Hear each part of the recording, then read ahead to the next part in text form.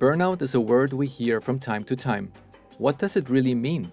How do we know if we are going towards that direction? And more importantly, how do we overcome it? How does someone transform the pain of burnout and PTSD into a mission to help others thrive?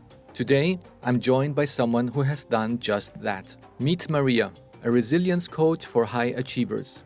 Maria's journey is as remarkable as her expertise. With a background in global project management and advanced studies in neuroscience, consciousness, and transformational coaching, she definitely brings a unique perspective to her work. Having lived in 7 different countries, Maria has developed a culturally aware approach that enables her to connect with her clients from diverse backgrounds. Her personal story of overcoming severe burnout and PTSD has fueled her passion for helping others navigate challenges and prevent burnout before it happens. Maria's credentials include a bachelor's degree in business administration, certification in resilience, life and business coaching, and advanced studies in positive psychology. Her coaching philosophy combines progressive neuroscience with practical strategies, creating transformative experiences for her clients. In our conversation today, we'll explore what burnout really looks like, why it's so common among high achievers, and the small yet powerful steps you can take to build resilience and prevent burnout in your own life. Maria also shares her insights into the importance of self-care, mindfulness, and setting boundaries, as well as the role neuroscience plays in creating lasting change. I had the pleasure of meeting Maria through an online event called the One-to-One Tribe, hosted by Darren Olien, who was in the Netflix show called Down to Earth. This event focused on offering a space for like-minded people to share, learn, and grow, which is exactly what led me to invite her to today's conversation. I'm thrilled to welcome Maria to the show and explore her journey, insights, and the powerful tools she uses to guide high achievers towards a life of joy, purpose, and resilience. Let's dive in.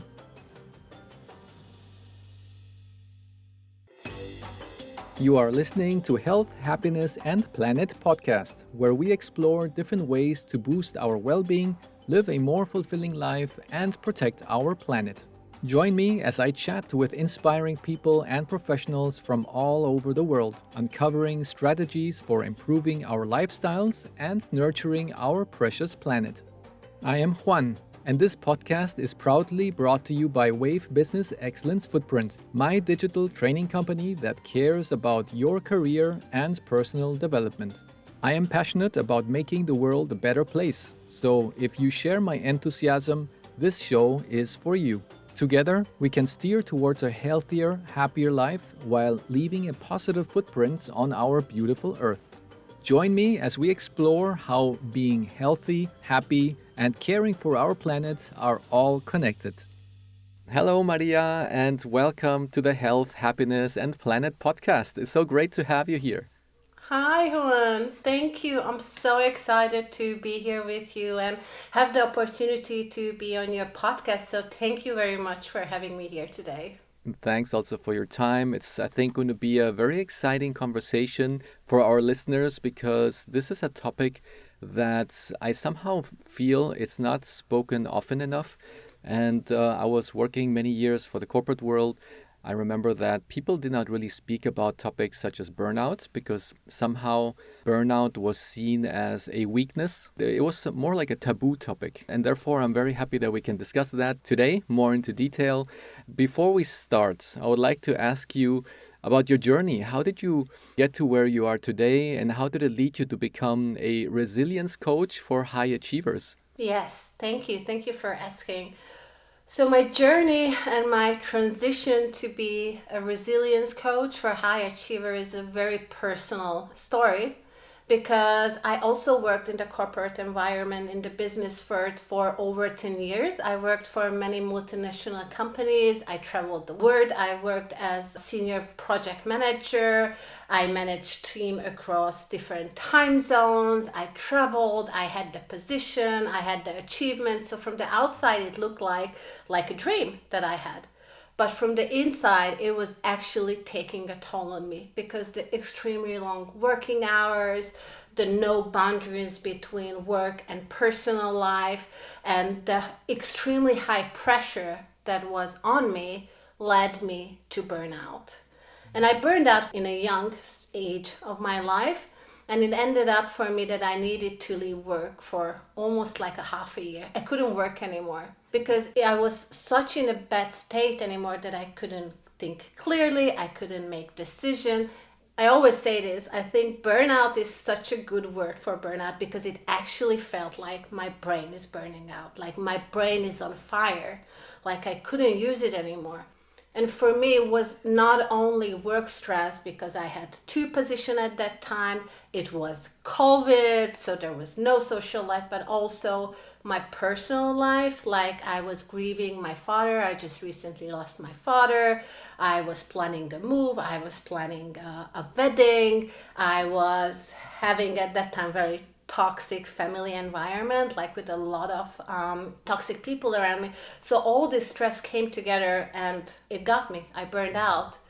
And at that time, I was like, okay, I felt like my word is ending. Like, how I'm gonna go forward? Like, I was such a high achiever. I always felt like the way I perform is how I am actually as a person. Like my self-esteem was so tied to my productivity that I felt like, okay, everything is ending. If I'm not able to work, I am no one. So I went to therapy, I started working on myself, and that made me realize that there are so many people out there who are going through exactly the same. And it's not being spoken about, it's not being out there. I was myself ashamed of having burnout because I didn't know anyone around me who was having burnout. And it wasn't like, oh, yeah, this happens, let me help you. It was like, oh, I hope no one will notice it. But obviously they did because I couldn't work anymore. Yeah. So that made me realize, okay, after I became better, I want to do something about this. I want to change this. I want to support people going through the same and help them by showing how I did it and maybe being able to get them through it.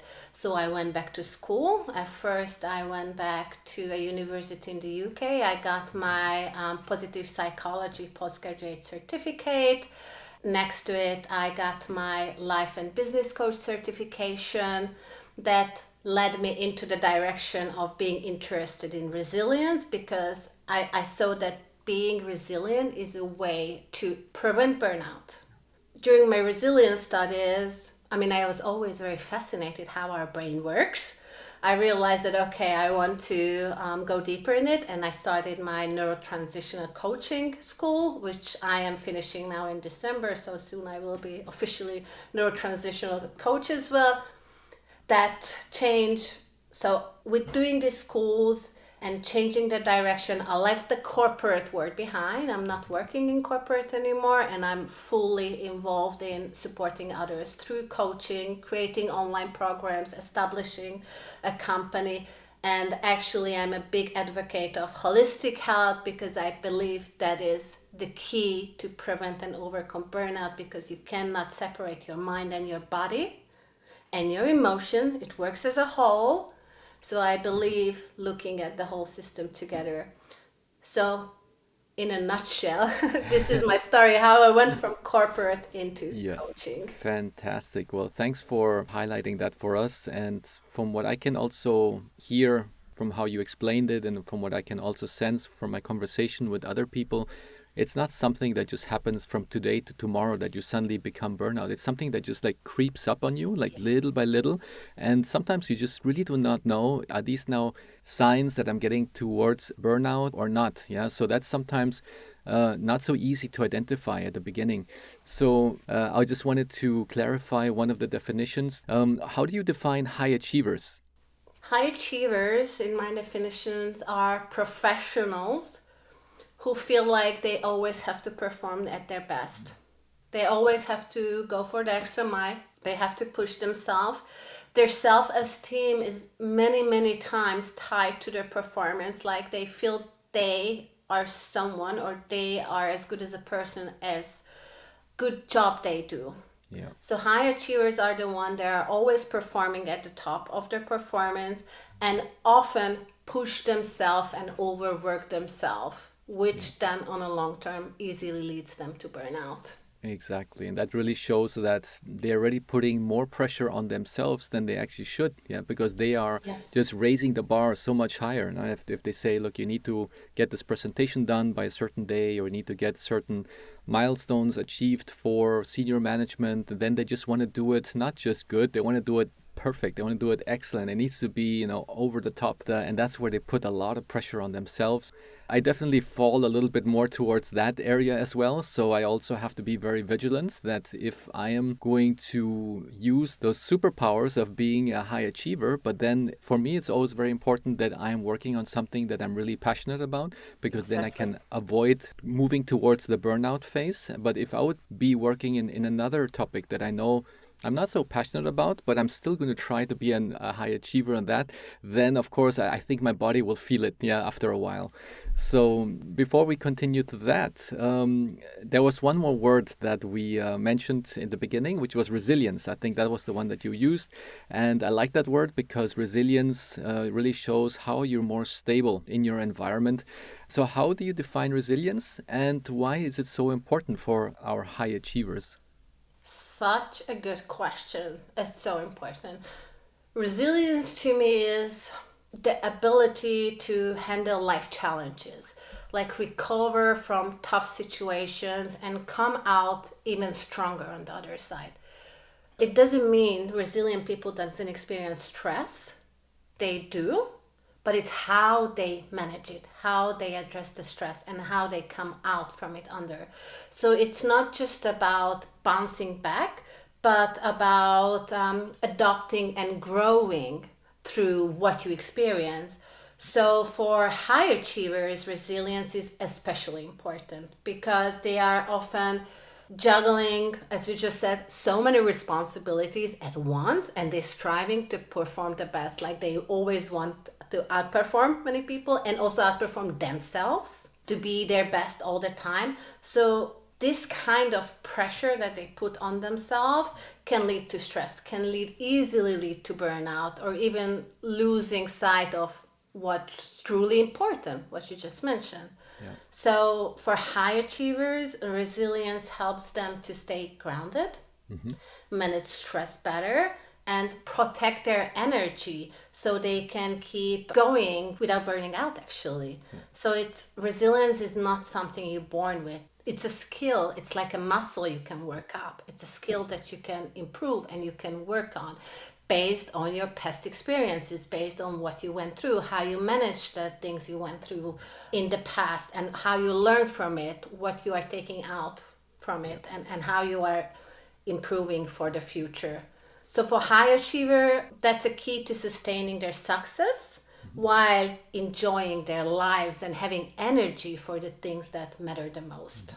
Fantastic. Yeah, that's really, really good, especially when I now can find that connection between being resilient and doing still all the things you need to do in life, being resilient, and where you can keep your stress levels low, or just, I would say, at bay. And in comparison to somebody who's not resilient and still has to achieve all the things they need to do throughout the day, Yeah. but then they just are triggering constantly their stress hormones, their adrenals are always working on full power. And so, how do you want to cope with the day? Do you want to cope it with high stress levels, or do you want to cope your day with low stress levels? And Exactly. and as we know, stress is just a trigger of so many other things in our body, and that's why it's now leading to my next question, which is, what are some of the early warning signs to burnout that people should definitely look out for? Yes. I think this is a tricky question because it's very easy to missee these signs or to think, oh, it's just stress. Because burnout doesn't happen overnight, it builds up gradually. And as I mentioned, early signs can be so easy to miss because they can feel like everyday life stress. And the challenge is that many high achievers are so used to pushing through discomfort and staying busy that they ignore the signs. They just push through. They're just saying, okay, I just have to do this. It's going to be fine. So it's very easy to dismiss them or think it's just part of the job and part of my day. So some of the key signs that it's very important to look out for is constant exhaustion. Like when you are constantly tired, and even you get a good night's sleep, you don't feel rested. There is not really a good night's sleep when you're burning out anymore, because you start to struggle with sleep. You are waking up in the middle of the night, you are thinking about your problems, you are stressing about it, you cannot go back to sleep. But even if you take off some days, or you take off for a week or 2 weeks of vacation, the time you go back, it's right there again. You are exhausted again. You lose motivation, like for things that even you enjoy doing once, or your hobbies, you don't like to do them anymore. It feels like a chore. You become sarcastic. Like I remember when I was burning out, I was the most sarcastic of my when like during my life, and I didn't even notice this. My therapist told me like, "Did you recognize how sarcastic you become?" And I was like, "Oh yeah." So it's really, you become irritated, you become sarcastic, you find yourself snapping at people or feeling disconnected from the ones you love, and you have a constant cognitive fog in your brain. Because as you mentioned, the stress hormone and also the cortisol, it overloads your brain. And also your prefrontal cortex, which is responsible for clear thinking and decision making, and you are not able to do that anymore. Even when you try to rest, you can't think clearly. You can make decisions. Completing tasks that was easy to do before becomes a struggle. And this high stress level in your brain and the hormones, they're impacting your immune system. So your immune system starts to weaken. And this is how it connects with your body. And you become more often sick. You notice that I get a cold more often. I have to stay home sick more often because my health is declining. And I'm starting to neglect my self-care. So what makes burnout tricky to identify, as I mentioned, that it often gets mixed up with stress. That these are just stress signs. But stress comes and goes, because stress is you are worried about a deadline, a project that you have to finish. But once you finish it, it goes away. But that's not happening with burnout. It keeps going longer. So these are the signs that even when you finish a milestone, your stress is not going away. Then there is something going on behind. And that's where burnout starts to creep in. Wow. So it is really like that slow, like a drip, drip, drip. No, it just starts coming into your body, and as you said, it's really hard to identify. Am I going now towards the burnout, or is it really that I just need a bit more sleep tonight? But then I think if you start connecting the dots, where you see, okay, there are many things happening at the same time. Like not only I'm not rested, even though when I'm sleeping longer, am I still feeling stressed throughout the day? Am I constantly thinking about those stressy moments in my head? You know, if you start connecting many different types of feelings together, and then somehow you could interpret that as this could be really going towards the burnout phase. Are there any like checklists or something that one could say, okay, I'm ticking the box on many of these, that one can say, okay, now I better start being more awake about burnout because I have a lot of these symptoms that are here. Is there such a checklist for our listeners? Good question. You know, this is very difficult to say because it's different for everybody. Yeah. Because we say when stress stays on for a prolonged time, it becomes burnout. But it's different for you and it's different for me, because I handle stress differently than another person. So I cannot say that do this checklist and then if 8 out of 10 you measure you have burning out, because the signs are also different for Yeah. people. So what I always say is, let's focus on preventing it. Let's not even get here that I have to check those signs, because I know I'm stressed, and nowadays many of us, and especially professionals, there are so many pressures on professionals now working in for companies and organization, because there are a lot of transitions, a lot of reorganizations, a lot of things going around the world. So we are stressing about outside factors. That let's focus on preventing burnout. Yeah. And this means having a healthy, balanced lifestyle. Like this should become our day-to-day life.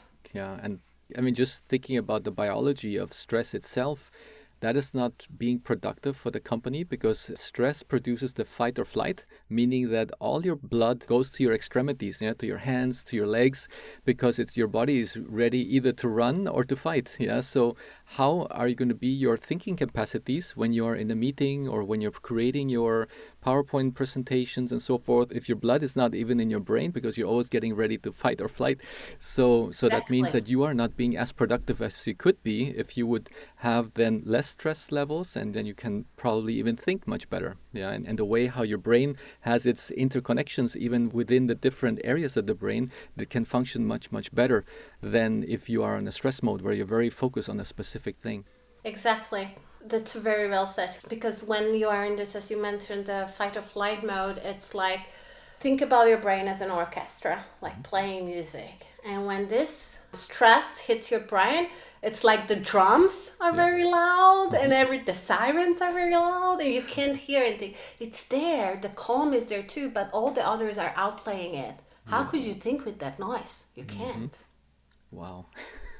Right? That's right. That's right. So you have to calm yourself down, but you are in this constant stress. It's not possible.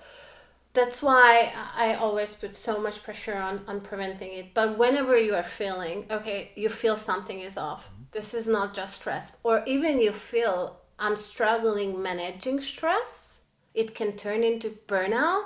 I highly recommend to reaching out to a professional, to a coach, to a therapist, to your doctor, to go and get checked out. I wouldn't recommend self-diagnosing. I would definitely recommend at this stage to go to Yeah. professional, ask for help, because that could be life-changing.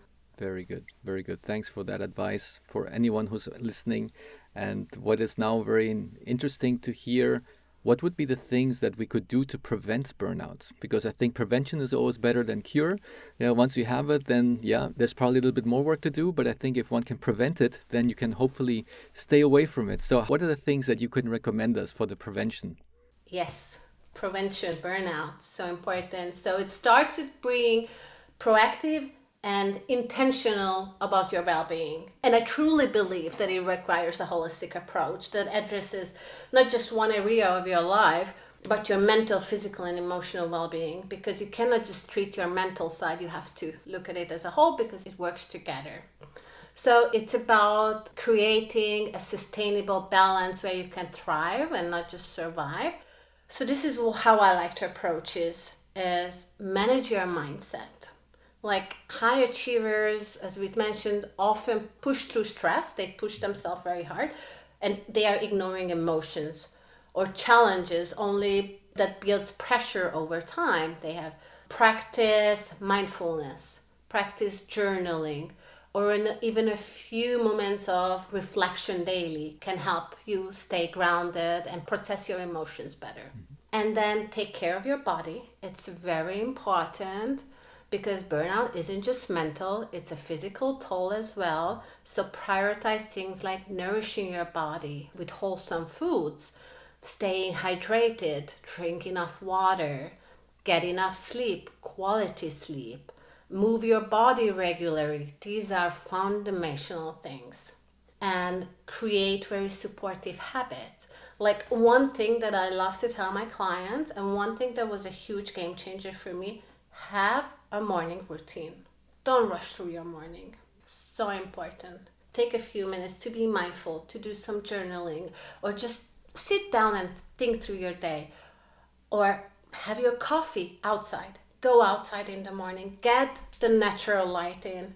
Get the surrounding in. Don't be on your phone. Don't expose yourself to blue light right away in the morning. Be mindful. It makes your whole day different when you start your morning right. And I know many of us have kids and have to take care of the family. How can I manage this? My mornings are chaotic. I have been there. I have a 2-year-old. I exactly know what this means. Wake up a little bit earlier, 15 minutes. I'm not asking for too much. Wake up 15 minutes earlier to have 15 minutes for yourself, to drink your coffee outside. And let me know how that goes, because that will do magic for you. Yeah. So all of these things, having healthy habits, taking care of your body, managing your mindset, and also having boundaries and protecting your energy. So important, because a lot of high achievers and professionals, we struggle with saying no. We want to take on all the demands in the world. We want to solve every problem. We overreact. We cannot say no. And this is just draining the energy. It's taking away the energy from what really matters and what you should focus on. Yeah, fantastic. Thanks for sharing that with us. And I think that is again the holistic way of looking at things that makes a beauty about it. Yeah? And I think a lot of people get overwhelmed probably at the beginning when they think, oh, holistic, that means I have to now learn so many things. Yeah, I need to learn about nutrition, I need to learn about movement, I need to learn about what are the things that actually stress my body.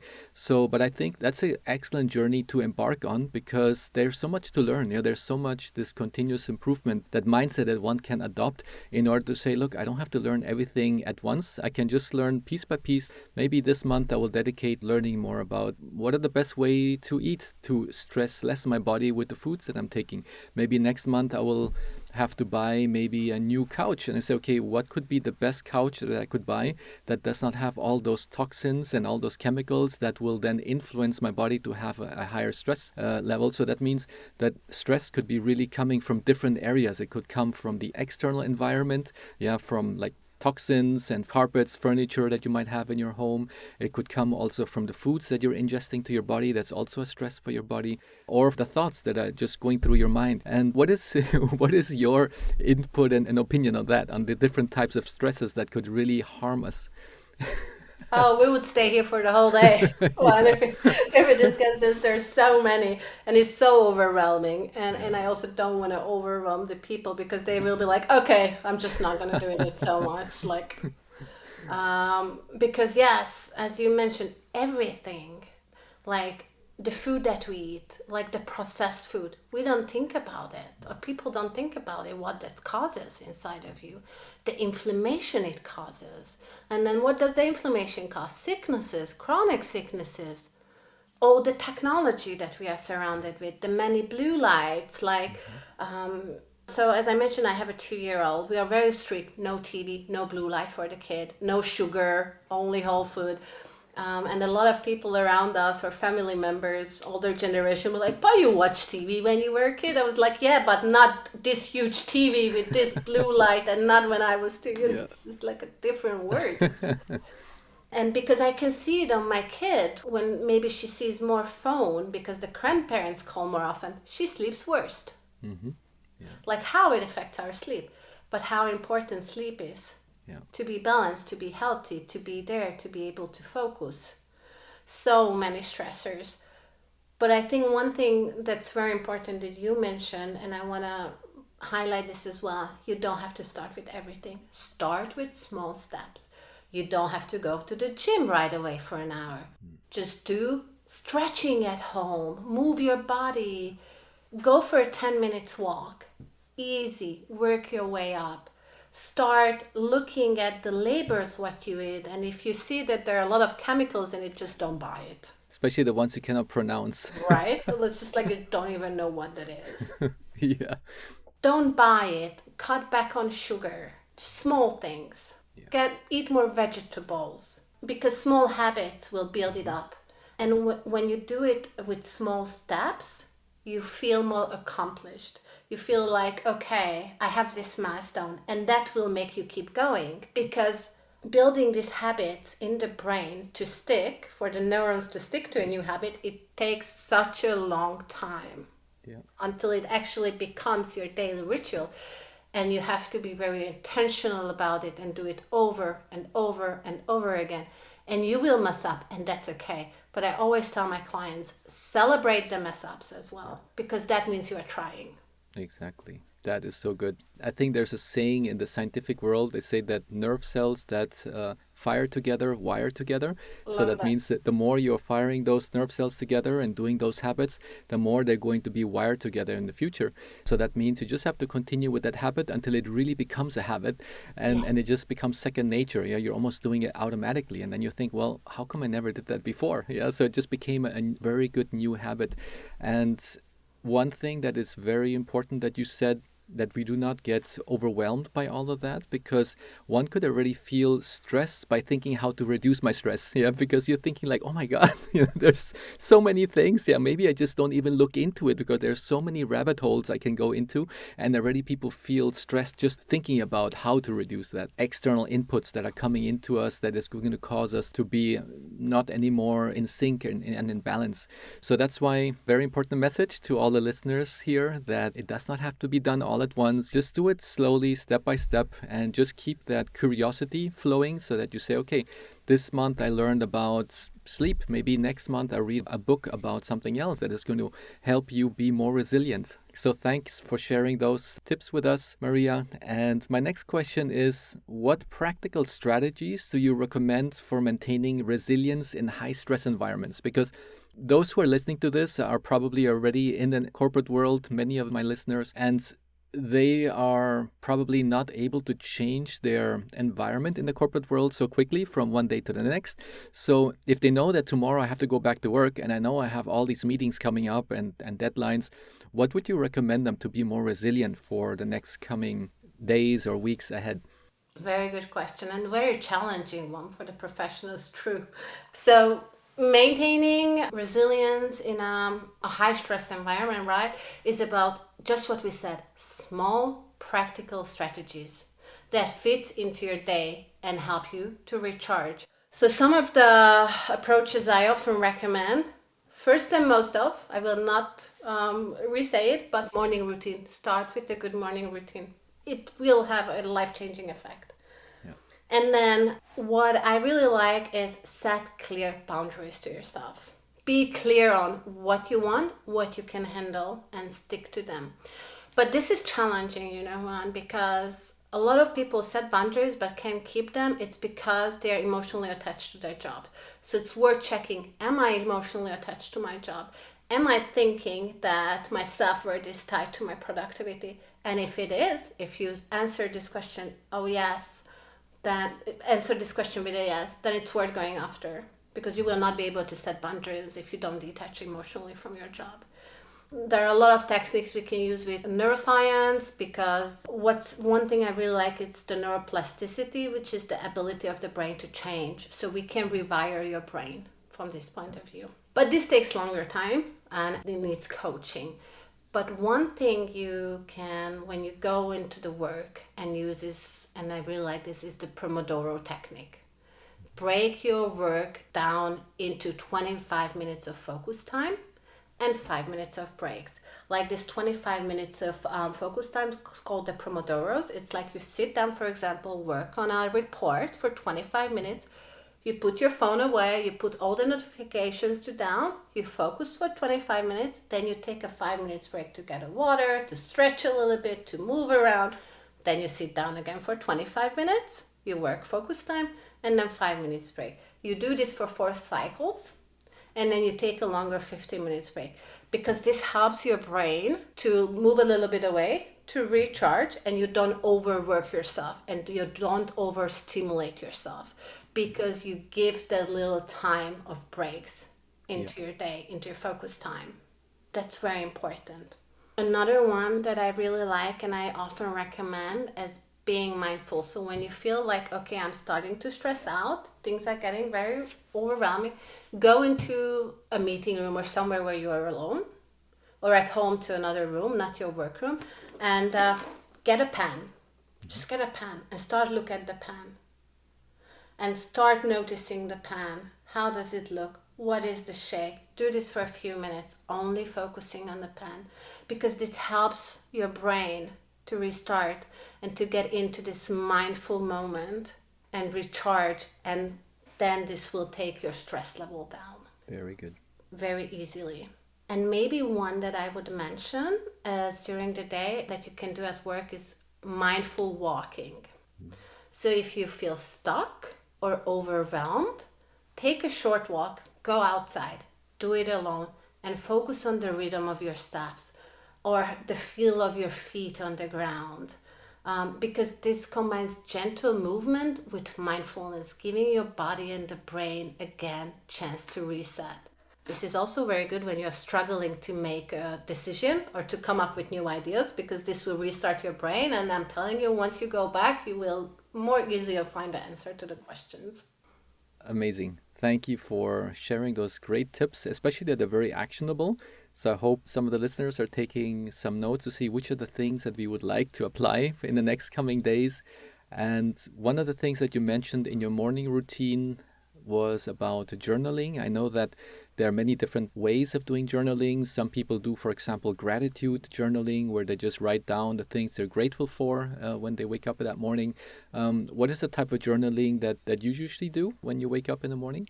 What I usually do, it's kind of like a mix. I either Hmm. do also a gratitude journaling. I found that really helpful because that helps me to also see the positive things in life when things are very stressful, that what I'm grateful for, and it's like can bring me out of the difficult time. Or I like to just sit down with my notebook and write whatever comes to my mind. Write what I'm planning, my dreams, what I'm manifesting, what I want in life. It's kind of like daydreaming, Yeah. because it's so important, because you have this default mode network in your brain, which helps you to relax and to dream and to come up with new ideas and manifest. So I also very much liking to do this. It's just a free flow, whatever comes to my Yeah. mind. Very nice, very nice. And my final question to those strategies and techniques that you shared with us, when I think about the 25 minutes when I'm focused and then later take those 5 minute break, what do you usually use? Do you use like a timer, alarm clock, or your smartphone, just set the time that it just rings after 25 minutes? How would you recommend us to do that? The easiest it is for you, use your Yeah. phone Mm-hmm. for counting the minutes and getting Yeah. an alarm, or on your laptop. What I would recommend is turning the other notifications like Mm. SMS, phone calls. I mean, Yeah. obviously, if it's an important one, then keep it, but turning those off, because that will break your focus time. But just use your phone, get an Yeah. alarm, yeah, to notify you the 25 minutes is off. Yeah. Now stand up, and stand up. Don't be like, oh, just 5 more minutes. Mm-hmm. No, go and stand up and walk away from your desk. Excellent. That is really good. Time for a quick break to mention that the sponsor of this podcast is Wave Business Excellence Footprint, a digital training company deeply committed to your career development, personal growth, and the well-being of our precious planet.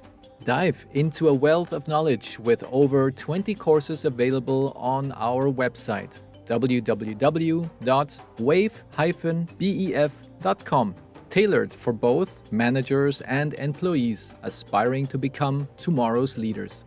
One of our best-selling courses is the Presentation and Communication Skills Training, perfect for those creating and delivering presentations in their companies. Whether through video conference or live meetings, if you want to convey your message effectively and do an outstanding job, this course equips you with the skills to be a better creator and presenter. Check out the testimonials on our website. The results speak for themselves. During my time in the corporate world, I often wished I had the opportunity to access such courses at the beginning, making my learning experience quicker. And now, one further topic before we jump back to the conversation. For those of you resonating with the themes of health, happiness, and planet, discover information about our 3-day retreat in Spain by reaching out to my team at the email address hhp@wave-bef.com. You will obtain further information about our life-changing retreat held once a year, together with some of our remarkable podcast guests. Each retreat is unique, leaving you energized with a set of simple tools to take control of your health and happiness sustainably. And the best part? You will be surrounded by like-minded individuals, ending the retreat with a personal action plan shared regularly within the group. I think one of the major improvements I have personally done now in the past perhaps year, that I really have my phone on silent for the moments when I'm working, because I just realized how inefficient I was getting at work when I have constantly the sounds going off, like maybe a WhatsApp message just came in, then another message came in from Instagram, then another message came in Yeah. from some other application. And then instead of being focused at my work, I'm just being distracted every couple of minutes. And at the end, I'm just much, much longer doing that task and feel much more frustrated because I'm always getting my mind back into where I was. And just when I'm getting back into the flow, and then again the next message pops in. So therefore, I just put it on silent. And if there's really like that important person, if it's your spouse or perhaps your kids, then of course I have those specific people as a ringtone that I know Yeah. that they can reach me if they really need to, if that's an emergency. But then all the rest of my notifications are just silent. Yeah. So that means that I will have a specific time where I know, okay, this is the time I'll dedicate now in the day. Maybe it could even be various slots during the day where I just check for 5 minutes. Okay, let's see if there's anything important that came in, and then close it and then get back to whatever else we were doing, and not to be constantly switching back and forth. And I think that's the problem when today we are so connected. People who have smartwatches and all that, everything is all the time advising you at the moment when something is reaching you as a message. And I think that you could use it to your advantage, all this technology, but it also can be something totally against your health and your stress levels. Now that you can really have to watch out how to use that technology. Yeah. Exactly. I love what you said, and the techniques you use to put your phone on silent and really allowing yourself to focus, because I agree, technology is amazing. It makes our life easier. It helps so much, but we have to be mindful about it because we can overdo it as well. Like all the social media that we have out there, feeling the need to be always available.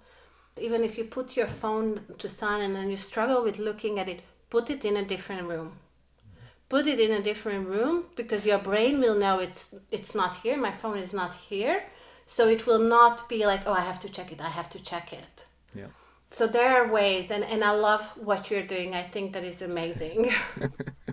Thank you. I'm always trying to see ways to continuously improve, yeah, to have the best focus when I'm working, but also the best free time when I'm really not working, so that you can get that balance, yeah. And Yes. so, can you share with us a success story where your coaching made a significant difference in someone's life?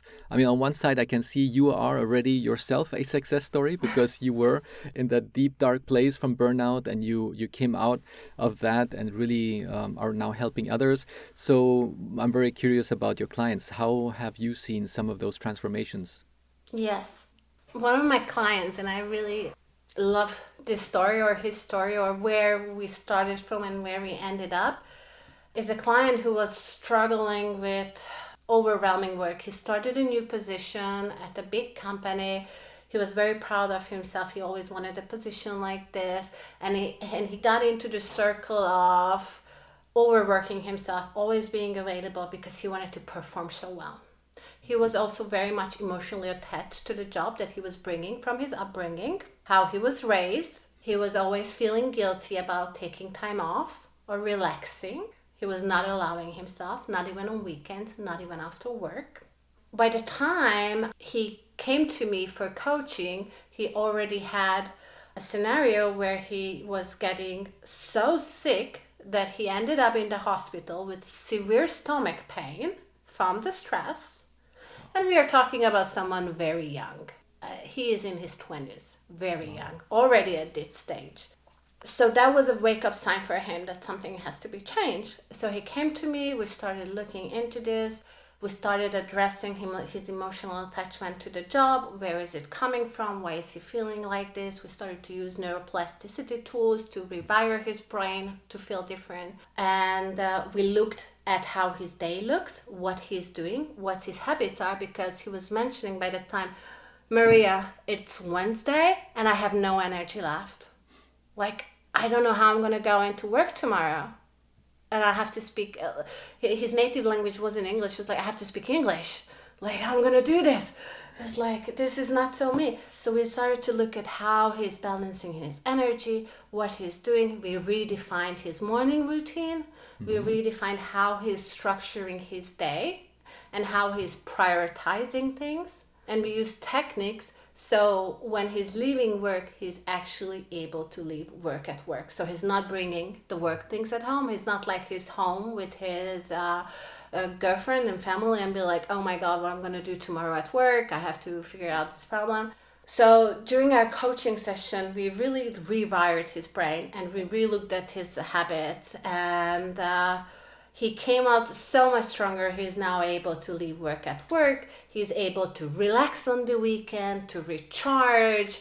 He is not crashing by Wednesday. He's eating healthier. He's moving his body and he looks so much better. So it's such a success story for me. And I'm so proud of him because he put the work in it. Like, it's not just me. It's never just me. It's the client. It's most of the client who actually puts the work in it and wants to do it. Outstanding. That is so nice to hear. And congratulations to your client for having such Yes. progress. Yeah, and feeling that energy and feeling that just focusing on improving your habits can have such an impact on how you feel. And that, I think, is a very good start for my next question, which is about your self-care. Because many people feel sometimes bad about self-care because they say, if I'm taking care of myself, then I'm neglecting my kids, I'm neglecting my spouse, I'm neglecting my business, and so forth. But why do you think is self-care so important? And it's not being selfish, it's much more. Yeah, so perhaps you could tell us about that topic. Yes, and I love how you said it, that it's so difficult sometimes because we feel it's selfish. Like, we really do feel like, I have to admit, sometimes I'm like that too. And then I have to remind myself and go back to my ways. Okay, this is not right. Because self-care is about creating sustainable habits that protects your energy and your mental well-being, while it also allows you to perform at your best. It's so important. It's about taking intentional actions to recharge you and help you show up as your best self. Mhm. For high achievers, especially, self-care can look a little different than the traditional idea of bubble baths and sauna and going to a massage or a spa day. So Yeah. it's really more about building routines and practices that fits into their busy days and lives, that making a real impact, such as we meant, starting the day intentionally. We say you started with the right foot, like you do the right things for yourself, setting boundaries, taking breaks, prioritizing sleep and nutrition, and reflecting daily on your progress and where you Mhm. are. Because we often think that we don't have time for self-care. But the truth is, you will not be able to perform at your best if you are constantly running on empty. Yeah. If your energy level is low, if you're not taking care of yourself, you will not be able to perform. So that's why I always say self-care isn't selfish, it's necessity to Mhm. perform, to do your day-to-day things, to be there at work, to be there for your family. You have to put yourself somehow first, because if you don't take care of yourself, how can you manage anything else? Exactly. And once you raise the love for yourself, then automatically you're having an impact on everybody around you. Yeah. Exactly. You feel better, Yeah. you feel more balanced, you feel more happy. Yeah. That has an impact of your surrounding. That's right. And every time someone is stressed, your emotional level changes. So if you're in an emotional state of anger or frustration, the only things that you can think about and the way you see the world around you is an angry world, is a frustrating world. And if you can raise that emotional level to say, well, I took care of myself, I feel more alive, I feel more at rest, I feel more loving, then you suddenly see the world differently. You see the world more loving. You say, hey, look at that. That's like a nice bird that just flew by, or that's a beautiful tree or a nice flower. Then you get home, you would react different to the situations that are at home. Maybe your kid is just in a bad mood because they have to do their exam for tomorrow and you have to help them out. And then you're just not going to snap at them so quickly because you already are having yourself a much more relaxed time because you were able to take care of yourself first. Yeah.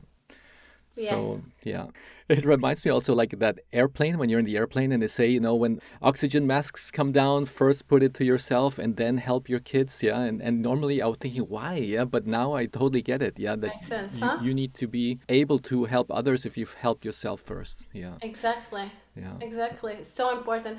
And you know, one thing I always say, that one of the longest and most important relationship we have is with ourselves. And take care of it. So nicely said. Yeah, so I'm now super curious to hear your answer to my next question, which is to please tell us about your services that you offer to your clients, especially about your 21-day Revitalize and Thrive program, because this is something that you have now put together and created with a great team. So could you tell us more about that? Yes, and I'm so excited about it because we just launched it. So this year we have established a joint company with a colleague of mine called Holinstinct, and we are a global well-being company focusing on holistic health. And our first product is the Revitalize and Thrive program, which is the Beat Burnout Before It Begins. And we focus on burnout prevention from a holistic view. And this online program, we have put together, altogether 5 of us, amazing, talented women who specialize in different areas. So Bernadette and myself, we come from a coaching point of view. I'm a resilience neurotransformational coaching. She is a life and a business coach. She's also a holistic mentor coach. And then we have Deborah, who is our holistic nutritionist. She's from Canada. And then we have Sari, who is our mindfulness expert, also from Canada. And we have Catherine, who is our movement expert. She lives here in the Switzerland, but she's originally from the States. So all together, we looked at the problem from a holistic view, and we put together a 21-day online program, which is built up to really energize you, to revitalize you, to get back to yourself, to feel better, to prevent burnout. So we are mixing coaching, we are mixing nutrition, we are mixing mindfulness and movement throughout 21 day. And why 21 day? Because it's proved that you need 21 day continuously to work on something or a new habit to start it sticking. So we want the people to really start putting the effort and energy on themselves and focusing on themselves. In this 21-day online program, you can do it via our application or also on your computer. We have videos, we have guided books, we have audio messages, we have receipts that you can make, lunch ideas, breakfast ideas to really support you throughout your whole journey. You can do it on your own pace. And we also, from next year, will be offering a camp version of it where we will support you and guide you through this 21 days together with other like-minded people. So we are very excited for this launch and be out there and be able to support people on their journey. Outstanding. That is really nice that you can put that team together and everybody is a specialist on a specific area. And there, I think, are going to be a lot of interesting things that we can learn from this program. So, my next question is how neuroscience and positive psychology influence the techniques you use in your coaching? Very good question, because they play such a big role in my coaching. I think this is what makes my coaching special, or what makes it unique for me. It's because neuroscience and positive psychology helps us understand why we think, feel, and act the way we do. And they gave me tools to help my client not just change their habits, but really transform how they approach stress, challenges, and actually their overall well-being. Like from neuroscience, and I love neuroscience. I'm so passionate about how our brain works.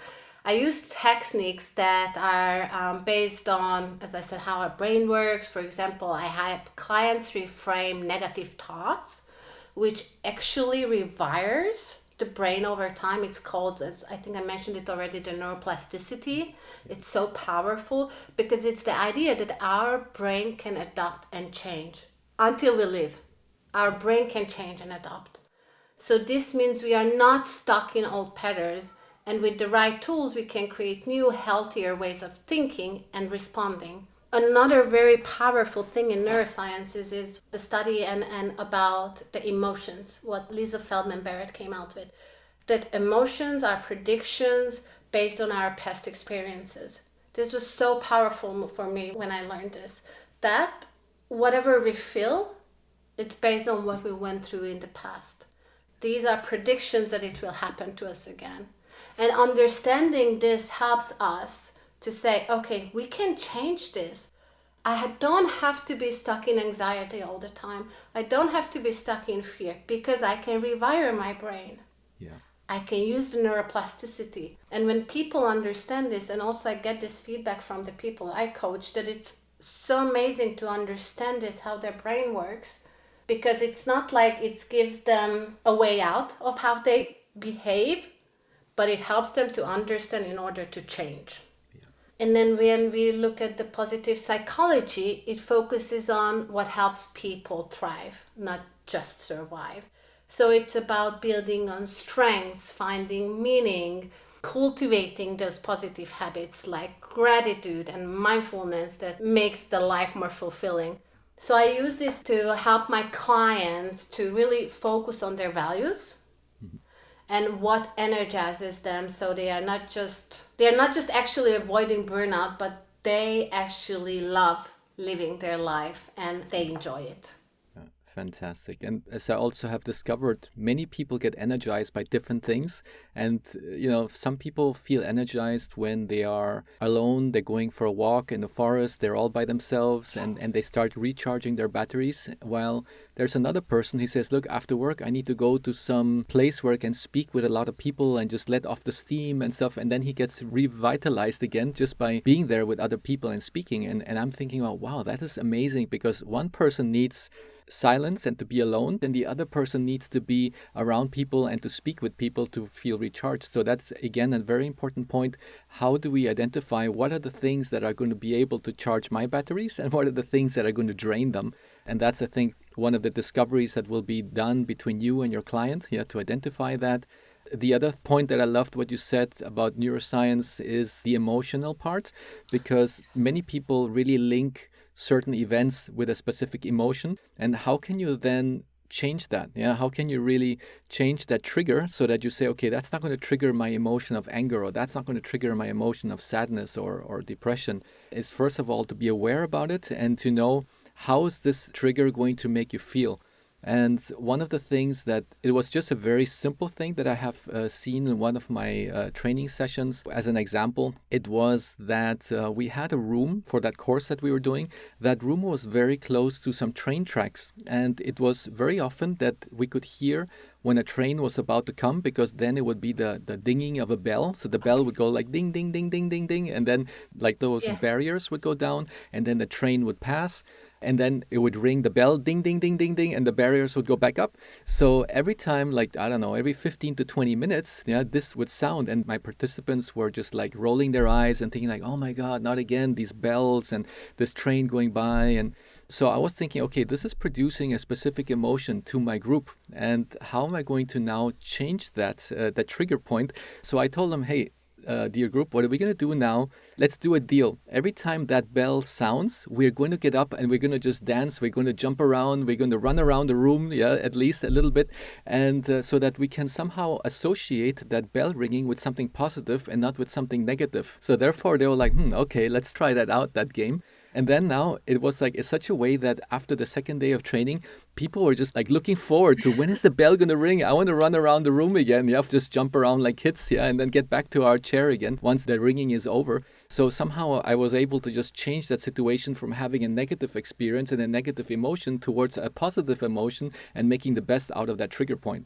That's amazing. I love that. I love how you linked it with such a positive and energizing thing to do, to stand up, run around, like feeling like kids again, loosening up. Amazing. Love that. And at the end, I even noticed like, wow, I should integrate that bell sound in my regular trainings because because people were so awake because, after getting that movement every 20 minutes, I never felt that they were just like dozing off or they were feeling lack of concentration. So there needs to happen something that we can say, okay, it perks me up a bit. I'm now awake again. So that bell was actually more like a savior to say, hey, that's great, because it really activated my team to constantly stay awake until lunchtime or until the end of the course. And we were always doing something every 20 minutes because it just turned out to be that we created this great activity out of that situation.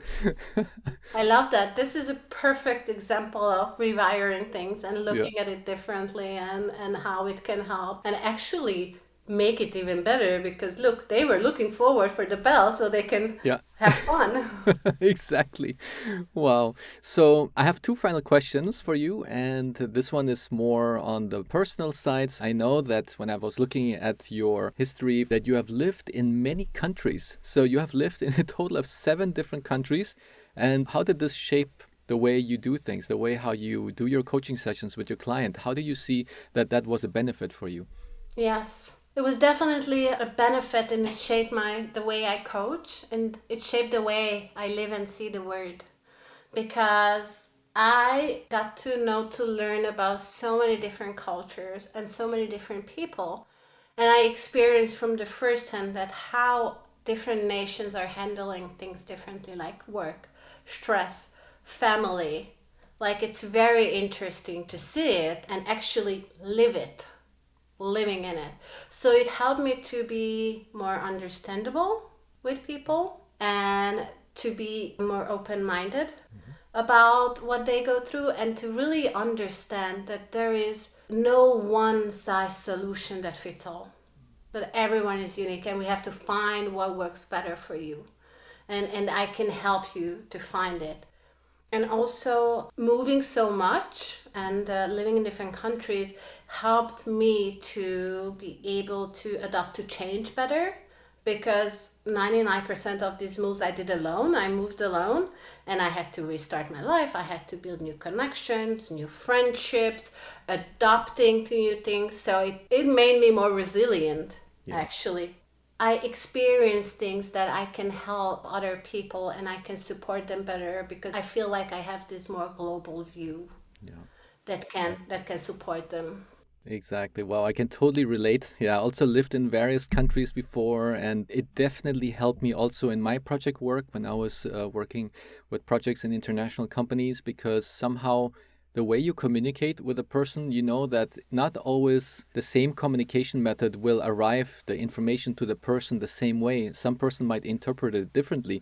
So, but if you already know that this person is maybe from Asia, or this person is from Latin America, or is from Europe, then somehow you can adapt a little bit the way you give that communication so that it arrives on their end in a positive way and in a good way, that they will be able to cooperate with you in the project or in any topics that you are doing in that meeting with them, because you're able to translate that information in a way that they can digest it much, much easier. Exactly. Yeah, fantastic. So I would now like to ask you a question that I ask every guest that comes onto this show. Love And that. that is, what is your definition of happiness? What an amazing question. I love it. And so important. Maybe just saying to all the listeners, just think about what is happiness to you, like really, because so many people don't know what true happiness means to them. And it's so important because it will guide your values. And for me, happiness is actually being my true authentic self, like being able to be myself, surrounded by loving and supportive people, and really having this privilege to support others on their journey that is so important for me. And it's not to reach every milestone and make every goal that I plan, but to enjoy the journey towards there, to really enjoy it and as my own authentic self, because that's so important for me, and that makes me really happy when I can do that. Beautiful. Thank you so much for sharing that with us, Maria. And now we have already come to the end of our episode. Yeah, it went pretty fast, our hour together. Before we close, are there any further topics or services that you would like to maybe share with our listeners? Perhaps also, where can they find you and where can they find the 21-day challenge? Definitely, whatever you're going to say now, I'm going to put it also into the show notes. So, could you give us more infos on that, Maria? Yes, definitely. So if you're interested in one-to-one coaching or mentoring by me, you can find me on my website and connect with me, or book a free introduction session at Maria Gocs. It's gocs.com. That's my website. And if you are interested in the 21-day online holistic well-being program, then you can look at our company's website, which is the holinstinct.net. And you can find all the informations there. Perfect, perfect. Then I will be putting that into the show notes. And also your coaching, I think you can do it in different languages, right? Yes, so right now I prefer offering coaching in English and Hungarian. Hmm. I also speak German, but I prefer doing coaching in English and Yeah. Hungarian for now. Okay. Yeah, perfect. Excellent. Very good. And well, so it was fantastic. Thank you so much, Maria, for being part of this episode. It was a joy speaking with you and getting all the information about burnout and also how to prevent burnout and also the program that you are offering, that it's a very nice holistic way in order to find what it would be the next step for us to continuously improve and to be more resilient in our life. So thank you so much for that. Thank you so much, Van, and I really appreciate for you having me here. It was an amazing opportunity, and I really enjoyed our talk. I think it was amazing, and I hope it was very helpful for your audience. So thank you very much. Thank you. Bye bye, Maria. Bye. Bye. Thank you for joining us on this episode of the Health, Happiness, and Planet podcast. Today's conversation with Maria shined a much needed light on the often overlooked topic of burnout and the power of resilience. From understanding the early signs of burnout to practical strategies like mindfulness, self care, and creating routines, Maria shared valuable tools that we can all use to thrive in our personal and professional lives.